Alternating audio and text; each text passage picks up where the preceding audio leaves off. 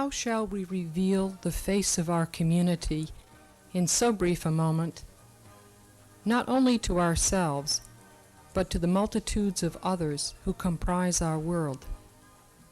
Our real community, our sisters and brothers, our true family around the world. The reality, character, struggle, the bonds.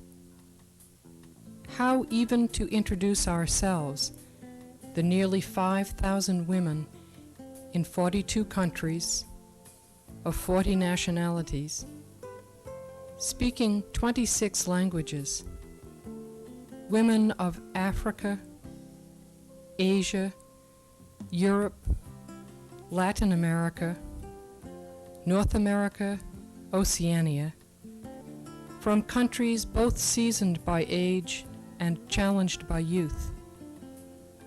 We are women ourselves molded by the gifts of diversity, geographic diversity, religious diversity, cultural diversity, political and economic diversity.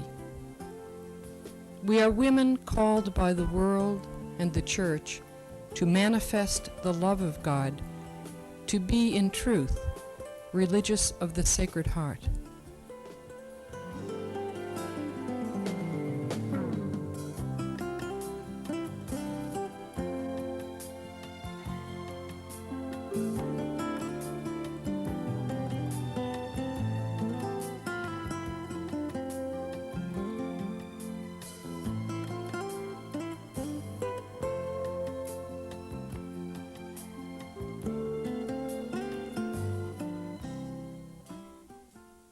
And so we find within us the deep echoes of sacred heritage and ancient rite, echoes of Buddhism, Christianity, Islam, Hinduism, Shintoism, shamanism and animism, and Catholicism in all its forms.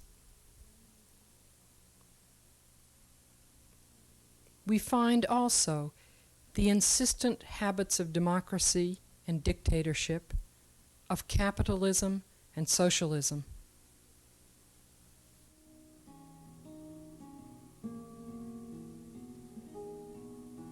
We are women who live with and among others, at times in generosity,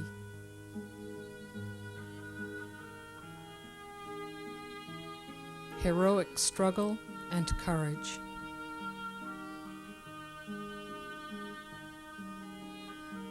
Sometimes in persecution, hunger, poverty, fear.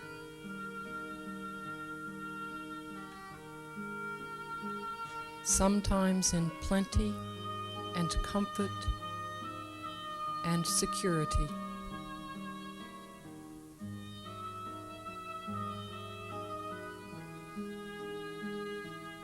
Wherever we are summoned as religious of the Sacred Heart to be a people with the whole of God's people, with all peoples. Let us meet some of them. They are our neighbors. They are our friends.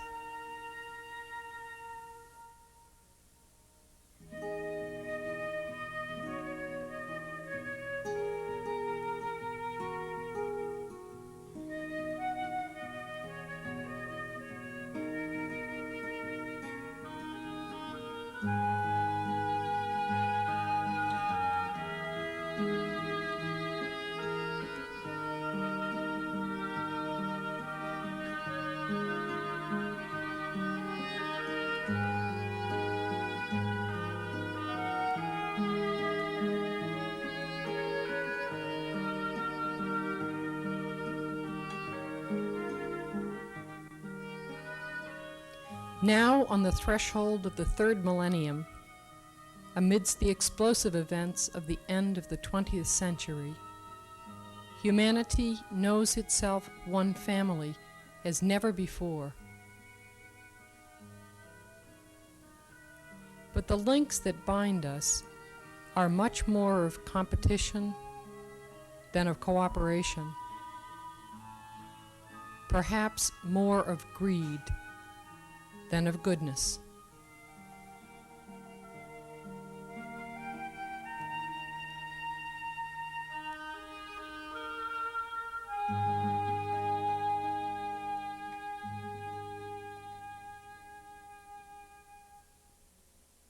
And yet, it is a reality that we are inextricably bound by and bound to one another, for good or for ill.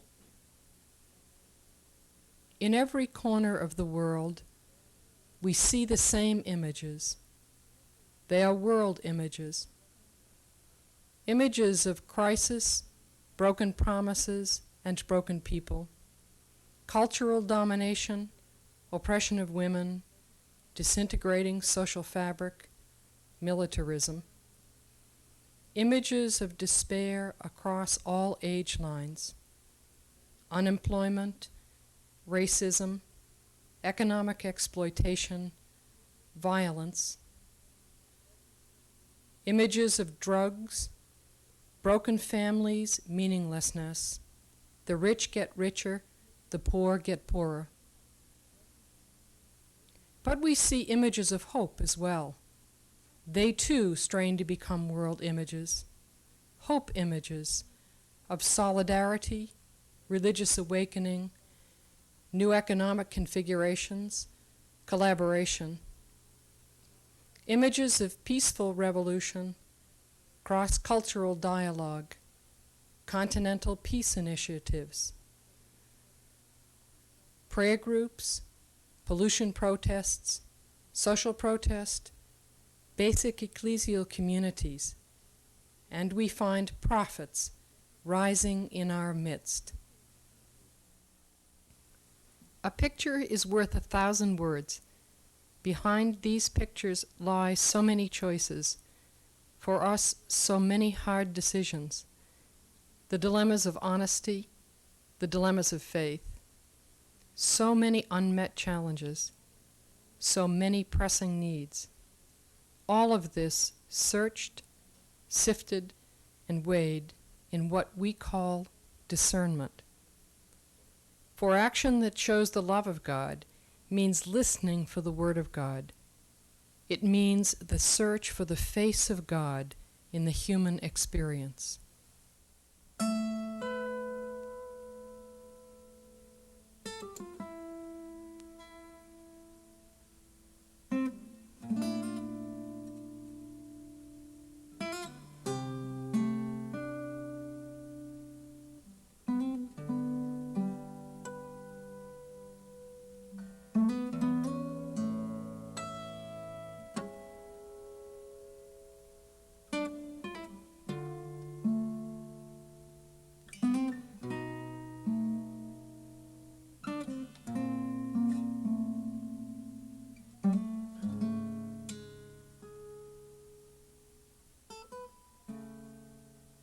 Behind these pictures, the patience, the urgency, the contradictions,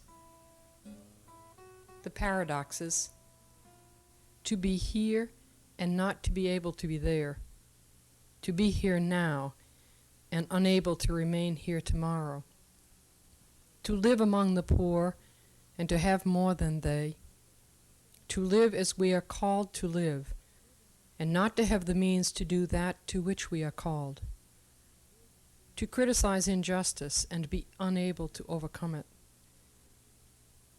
to have too much and be ashamed to be givers, to want to give strong pledges to stay and to be humble enough to leave, to pour out our energies and hold back enough to be given, to be penetrating in our education and restrained enough to be educators, to be resolute in our convictions, yet vulnerable to be changed by events, words, deeds not our own, to be sensitive to the wounds of our world,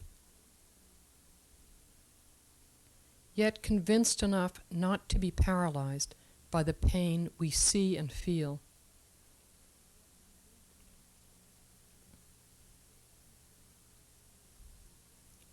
To shape institutions for the strength they can bring, but not be held back by their weight. To be faithful to our church and insist that it be different.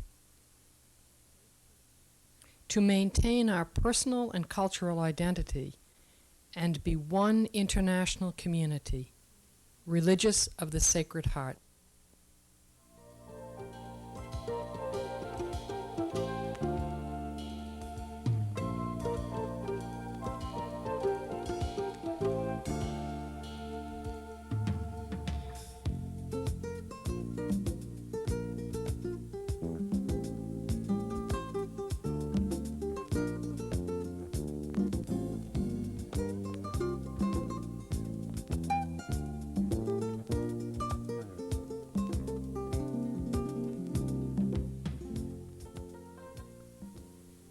We have learned and are learning still the real meaning of our vocation.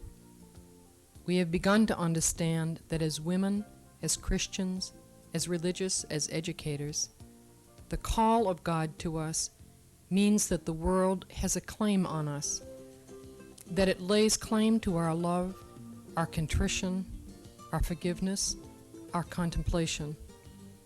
It has the right to ask of us justice and compassion, solidarity with the poor, the oppressed, the marginalized. Worldwide, it is the same, the passion to proclaim the gospel that urges us to probe and refocus our understanding of this work of education, that it confront the world of our time and the society in which we live wherever we are. In Argentina, Uruguay,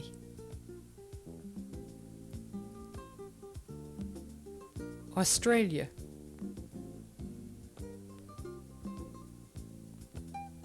New Zealand,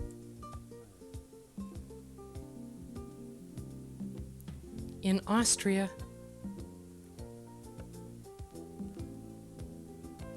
Belgium,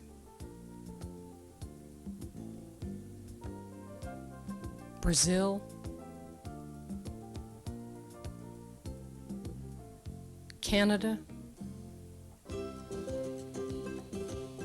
in Chile,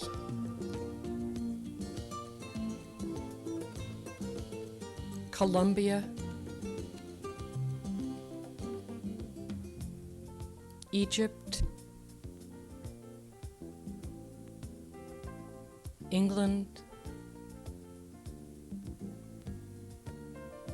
Wales, in France, Germany,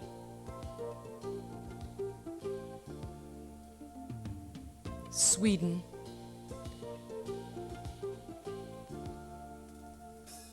in Holland,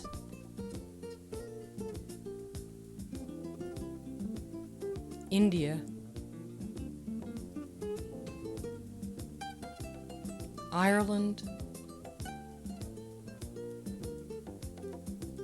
Scotland, Northern Ireland, in Italy, Japan,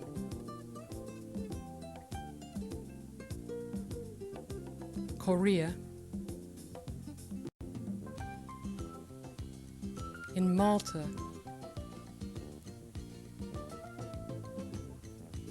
Mexico,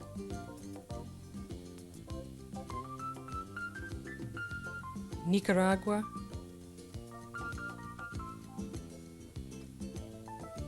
Peru,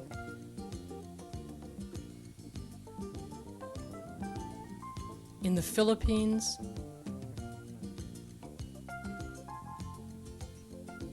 Puerto Rico, Cuba,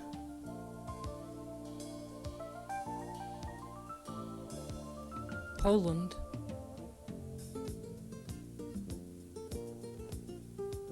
in Spain and Portugal, Taiwan,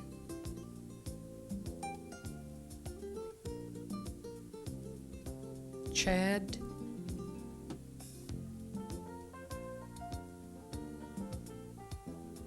the United States,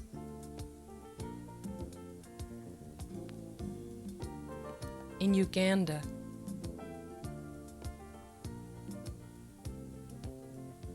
Kenya, Venezuela,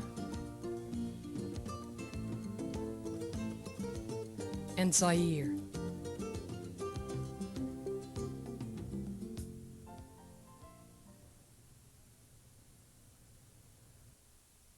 Our vocation asks that our work be one of liberation, creation, justice, peace, and love, compassion for and with a world of sisters and brothers, that it be education known by its signs of self-determination, taking one's life in one's hand, standing up and walking on one's own feet, forming those who will in turn form others, changing and seeking to be changed. A picture is worth 1,000 words. Behind these pictures are our efforts, however modest, to join with others, to call forth life, to build communion and make peace possible, sometimes as leaven, sometimes as the grain of wheat, but open, welcoming, sharing others' pain and sowing hope, to respond with others, to learn from them and with them.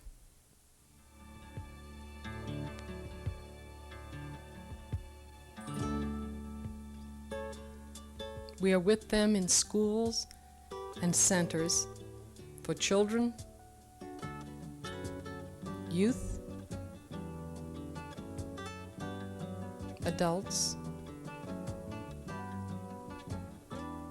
the elderly, with refugees and the disabled. We are with them in barrios and villages, in large cities and small towns, in mountain hamlets, in base communities, advocacy groups, youth groups, in employment centers, hostels, in universities, in parishes, prayer houses, catechetical workshops, in ashrams, in infirmaries, hospitals, in village health clinics, in formation houses, retreat places, in peace fellowships, in prison, on the street, in homeless shelters, called to be, wanting to be true educators, women of faith, of communion, of learning.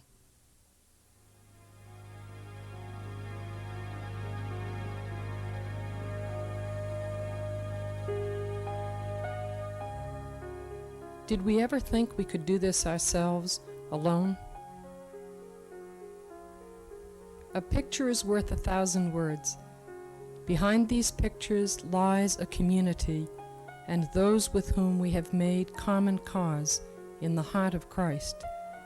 Perhaps large, perhaps a handful, striving, working to open its heart to the needy, to enter into their aspirations toward human dignity, to make their cause our own, to discover what they teach us about the gospel, and to recognize in them the face of the suffering Christ. A community, wherever it finds itself, encouraging the seeds of goodness which exist with such force in the young and in the women of today, so that hunger and injustice may be overcome, and we may at last see the worldwide family for which we all long. Wherever we are, we commit ourselves as educators to a broad, critical vision of the world, enlightened by faith, intellectual discipline, directing our energies and our choices to actions, to a way to be, a way to bring something new into being, to nourish life. A common vision is being shaped. It calls us to search out as never before the deepest meaning of the calls we hear worldwide, regardless of continent or culture or history. To attend to the growth of persons and to take concrete steps to live the vision, even as it is in the process of being born. The God in whom we profess belief is a God who engages us in making all things new. If there is to be a new heaven and a new earth, it will be the work of those who accept the gift to be co-creators of life and energy, of new connections and new configurations. Whatever we are doing, wherever we are, we try to be rooted in faith in God's love for the world and for the whole human family, in weakness and in strength, in better moments and even in worse. We want to seek the face of God in the wounds of humanity, and to know the love of God in the healing of those wounds.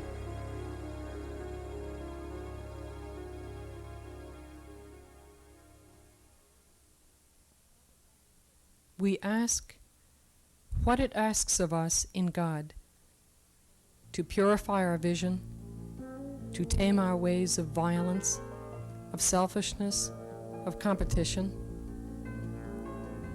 to nourish the seeds of risk, of courage, of faithfulness, and to share our goods, whatever we have, to tend to our gifts of service, of mind, of heart, of body, of spirit, convinced that Christ lives in our sisters and brothers, and in a special way in the poor.